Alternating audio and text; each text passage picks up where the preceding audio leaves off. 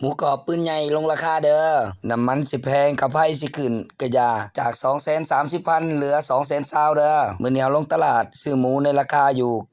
98,000 ต่อกิโลหนึ่งพันลดราคาจากแสนกับ 3,000 กีบในเมื่อเฮาได้วัตถุดิบที่ราคาต่ำลงมาเฮาก็ต้องลดราคาลงมาให้ลูกค้าคือเก่าผลประโยชน์ก็ตกมาอยู่กับลูกค้านั่นล่ะทางหมูกรอบปืนใหญ่ของเฮาพร้อมอัปเดตราคาประจำเด้อเวลาหมูลงราคาทางเฮาก็ลงราคาให้ลูกค้าบ่หวังผลกำไรเอาไว้เพียงผู้เดียวหวังว่าข่าวดีแบบนี้ข้างหน้าคงจะมีอีกเด้อขอให้ลดราคาลงมาเรื่อยๆเนาะขอขอบอกขอบใจลูกค้าทุกคนที่อุดหนุนและซัพพอร์ตหมูกรอบปืนใหญ่ของพวกเฮามาตลอดเด้อหมูกรอบปืนใหญ่เฮามีขายเป็นประจำเด้อทุกมื้อเลยเวลามาบ่ทันเปิดหน้าร้านก็มีขายอยู่ในห้างนั่นล่ะติดต่อมาได้หมูกรอบสำเร็จรูปซีลดูดสุญญากาศงามๆเป็นแบบนี้เลยโลดพร้อมขายเด้อหรือทานอยากให้เฮาทอดเลยก็ได้ทอดกรอบๆใหม่ๆแบบนี้เลยพร้อมสับพร้อมกินสนใจสามารถโทรติดต่อเข้ามาได้